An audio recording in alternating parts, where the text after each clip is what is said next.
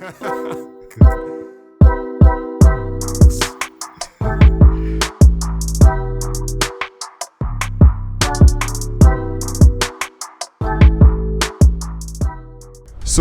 they have these robot wars, right?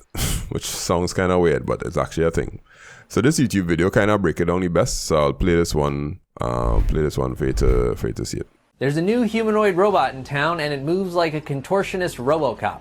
Will the new Atlas compete with its fellow humanoid robots like the Tesla bot and Digit from Agility Robotics in doing warehouse work? Boston Dynamics gave some hints. New grippers are in development that could serve a variety of functions, and the new design signals the company's move toward commercialization. For example, TeslaBot is often shown performing various types of labor, with the occasional yoga pose thrown in, whereas Boston Dynamics promotional videos for HD Atlas tended to focus on the robot's capabilities, with the occasional work task thrown in. Tesla says Optimus is made for tasks that are, quote, unsafe, repetitive, or boring, and Boston Dynamics says its Atlas is made for tasks that are, quote, dull, dirty, and dangerous. This rolls into the overarching industry-wide sales pitch that says robots aren't here to take your jobs, they're here to augment people or to do the jobs that most people don't want. How that plays out in reality remains to be seen. Alright, so my question is, they're going to create these humanoid robots, right? Why do they want to make the robots look like humans? That is exactly what everybody is going to be afraid of. Now, if you're going to create a commercialized robot to do particular jobs, then create a commercialized robot on wheels or some kind of thing like that, right? Because I'm 100% sure it's way easier to make the robot roll around and you could still have the arms, but they want to fight down this thing having to walk. And that is my concern. Like, what is the reason for making it look like a human to make humans feel comfortable? I think it will do quite the opposite. Quite the opposite.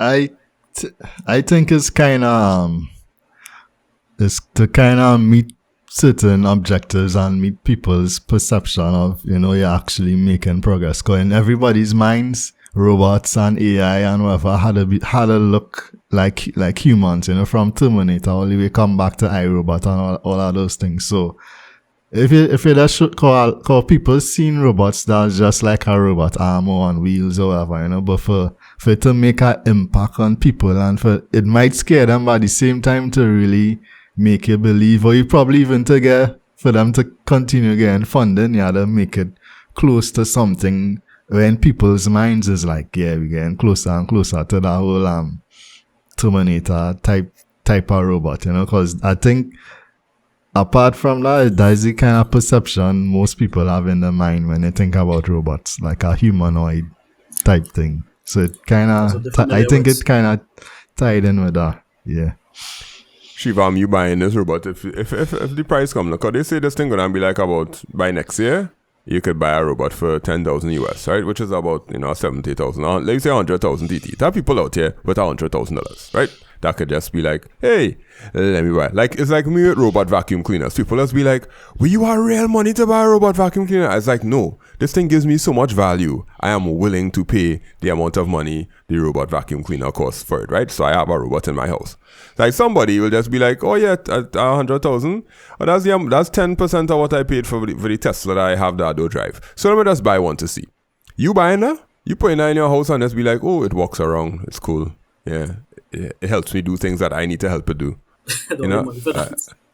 No, still, I don't think the value there. I don't think the value there. Like, what kind of value proposition? Yeah, what kind of value proposition that because going on? If you could send it out, you send it out to buy doubles, or you send it out to the market, you send it out to do things for you and come back home. Makes more sense. But then again, I have delivery apps that could bring things to your house. So yeah, I don't know. I don't know. I'm okay. If I get one that on wheels, right? Let me say it on wheels, and that thing could zip around my house and with arms, basically rearrange the cushions or put things in the place or vacuum for me. Okay, let me not use vacuum because I'm big on robot vacuum cleaners, right? I believe that everybody should have one in the house, right? Because that save real time sweeping and mopping and thing. But let me say it could zip around the house and put and wash wares, or take all. Let's say pick up all the cups that people leave all around the place and put them in the sink, or put things in the right place. I would buy it because it's going to add some sort of value to my life or whatnot. And it will be able to do things efficiently. But if it had to walk around all the time, that ain't adding no value. That's going to make life hard. You know what I wanted to do? I don't wear it inside the house. I wear it outside, mow lawn, and power wash. I would do them type of things that I really don't like to do, yeah. If I could do all the yard work and outside and could paint and do all of that, yeah. It had one that mowing the lawn. I see one that...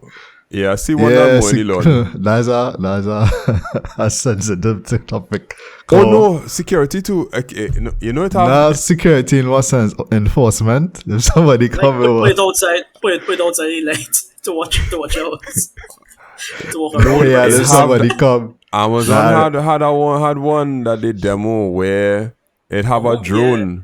The drone used to, like, if it sends an intruder, a drone will fly out of the robot and it will follow you and videotape you and send live footage of you while you're inside the house, and you'll be able to see the assailant. And when they try to run away, it will follow them to a certain point and all that kind of drama. Yeah, like, it probably should sound the alarm too, like a loud alarm. Yeah, it should probably. Well, it will sound the alarm and send a notification. I talking about enforcement, like if somebody come. I want the robot tackle them or something.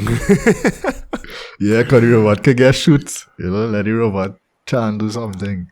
I wouldn't doubt it. It would be possible. Maybe it could do like surveillance, but just my major sticking point or my major argument is that having legs makes it very slow. It's not gonna be able to move fast. Yeah, in but any wheels form. too, in certain settings, could hold you back to her. Okay. Having legs kind of more dynamic too. But right now, the legs that they have, them ain't going up no steps. Okay, they probably could go up steps. Okay, yeah, they probably could. Okay, all right. Your point making sense.